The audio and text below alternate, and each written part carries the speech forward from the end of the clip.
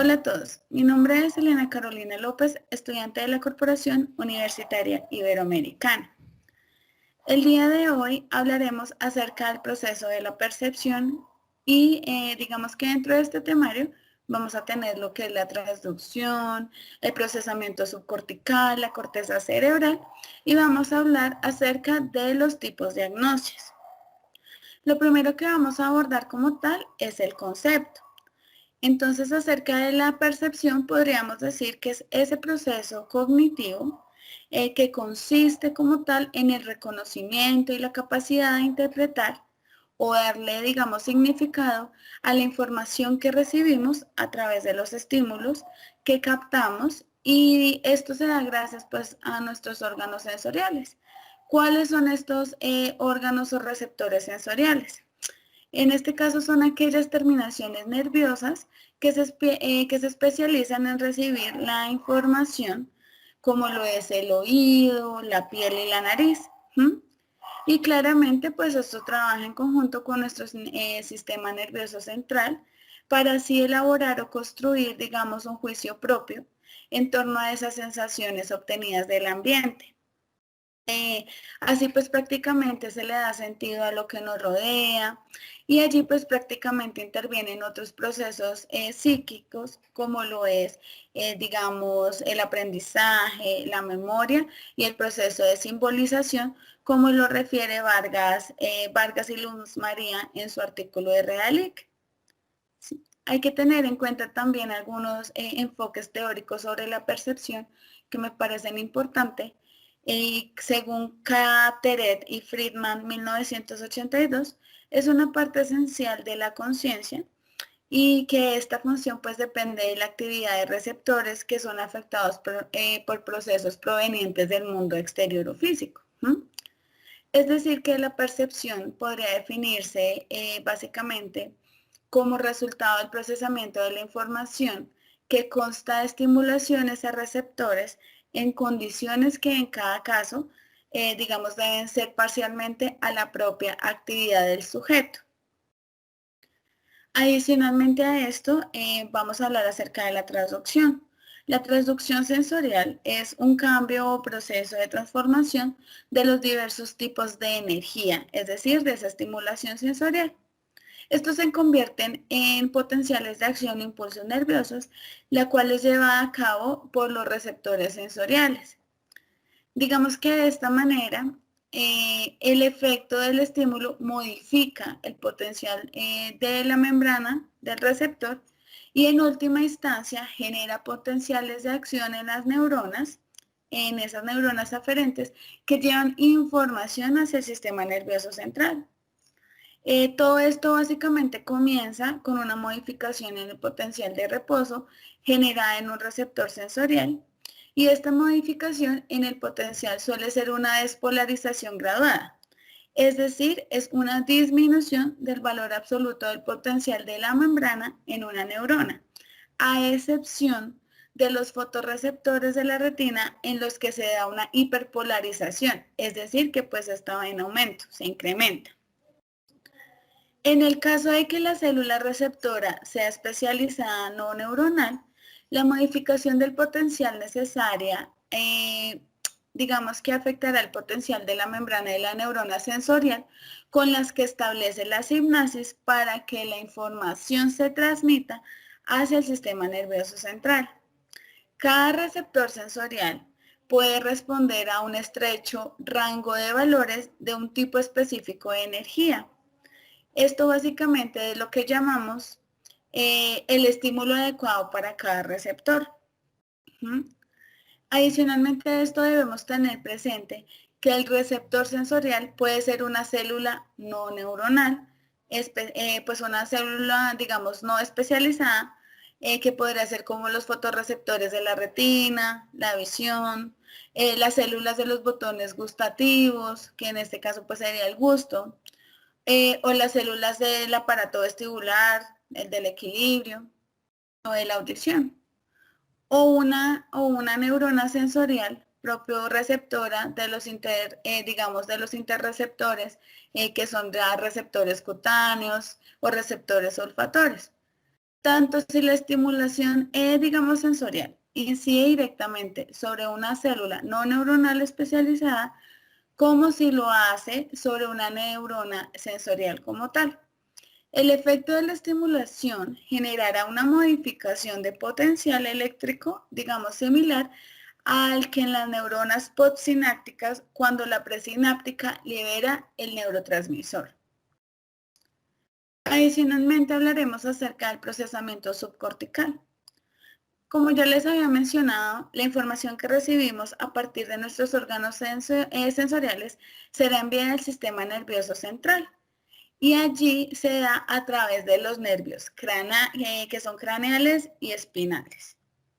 Digamos que esta estructura subcortical principal de procesamiento de la información sensorial es el tálamo. Es muy importante que tengamos en cuenta la importancia del tálamo para todo este proceso. Toda la información sensorial, con excepción del sistema olfatorio, pasa por el tálamo antes de llegar a la corteza cerebral como tal, ¿sí? Es decir, concretamente por los núcleos de relevo de la información sensorial.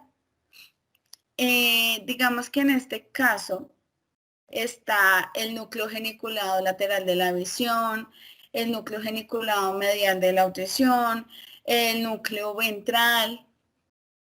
Entonces todo esto pasa primero por el tálamo antes de alcanzar, digamos, la corteza. En el caso del sistema olfatorio no sucede esto. Los axones de las células receptoras establecen contacto con los penachos dendríticos apicales de las células mitrales y los axones de las células mitrales alcanzan diferentes regiones cerebrales a través de los tractos olfatorios.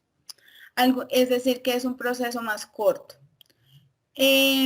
Algunos de estos axones cruzan hacia el lado contralateral del cuerpo, terminando en el bulbo olfatorio, y que es pues contralateral, mientras que otros terminan en diferentes regiones del prosencéfalo, del mismo lado del cuerpo. Los axones del tracto olfatorio proyectan directamente a la corteza periforme y a la corteza torrinal y a la amígdala. A partir de que, digamos, diferentes tipos de energía del medio en el que nos movemos se activan, los receptores sensoriales, esto básicamente genera cambios en los potenciales de acción de las neuronas sensoriales. Esto forma indirecta o de forma directa la información, la cual será enviada al sistema nervioso central a través de los nervios craneales y espinales. Por ejemplo, el procesamiento de la información auditiva, la información proveniente del nervio auditivo que llega a los núcleos cocleares del bulbo raquídeo y transcurre por varias vías paralelas, terminando por lo que se refiere en el procesamiento como tal subcortical. En la mayor parte de los sistemas sensoriales, el procesamiento de la información que es proporcionada por las señales neuronales iniciadas a partir del receptor, comienza en diversas estructuras subcorticales antes de alcanzar la corteza cerebral, y es allí donde se tiene lugar a la percepción. Ahora bien, con lo que es la corteza cerebral, podemos decir que la parte más grande del cerebro, en este órgano es donde se realizan funciones muy importantes. Y estas funciones son la imaginación, la lógica, el aprendizaje, el entendimiento, entre otros. La corteza procesa la información que llega a partir de diferentes vías, como lo son el gusto, el tacto, y allí se originan esos impulsos nerviosos.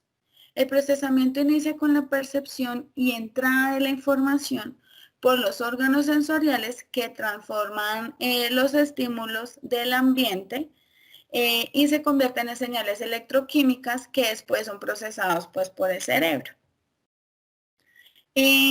Toda esta información que recibimos de la superficie de nuestro cuerpo es enviada a través de diferentes pues, conexiones de la corteza cerebral, lo que significa que ello conlleva a que suelen trabajar de forma conjunta con la corteza sensorial primaria.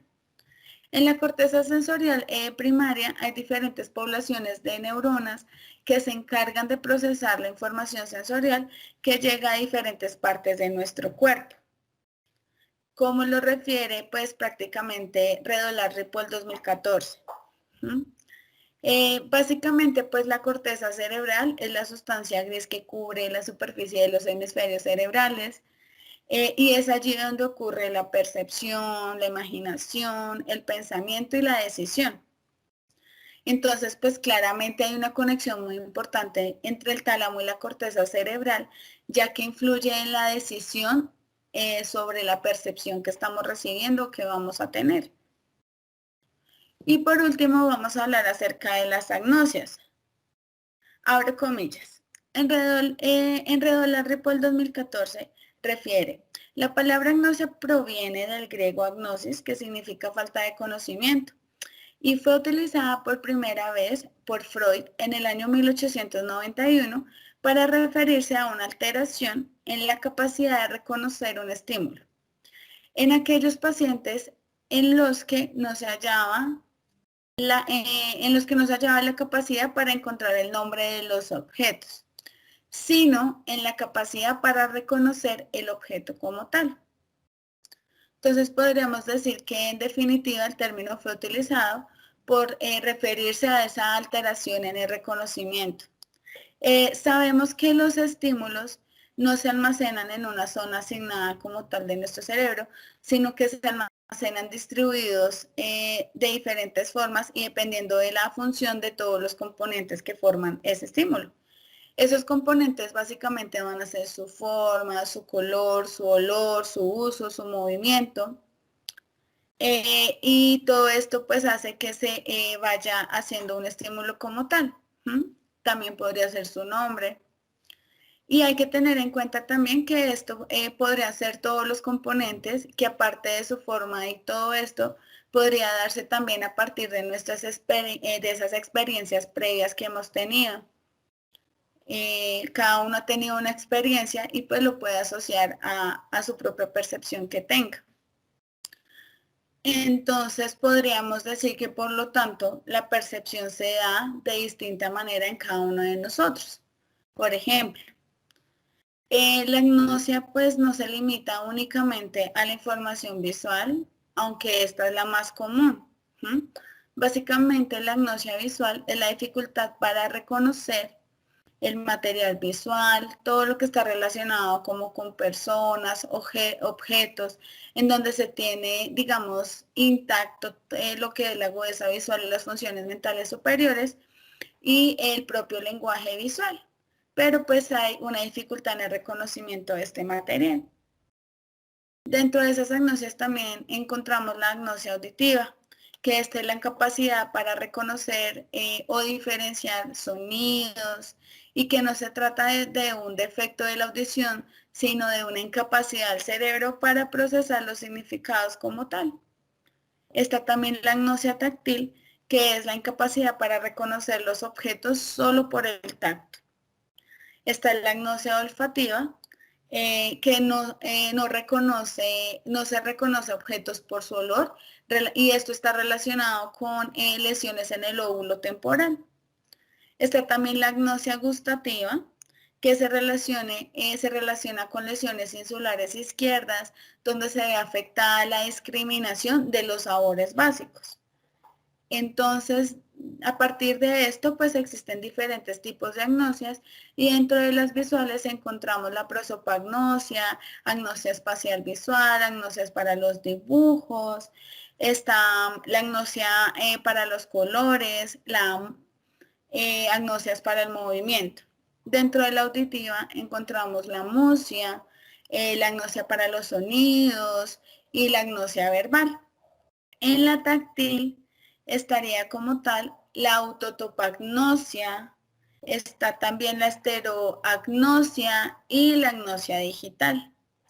Entonces, estos fueron los tipos de agnosia que podríamos encontrar, claramente hay muchos más. Les recuerdo que toda esta información ha sido referenciada y en la siguiente página podemos encontrar citas y referencias. Muchas gracias.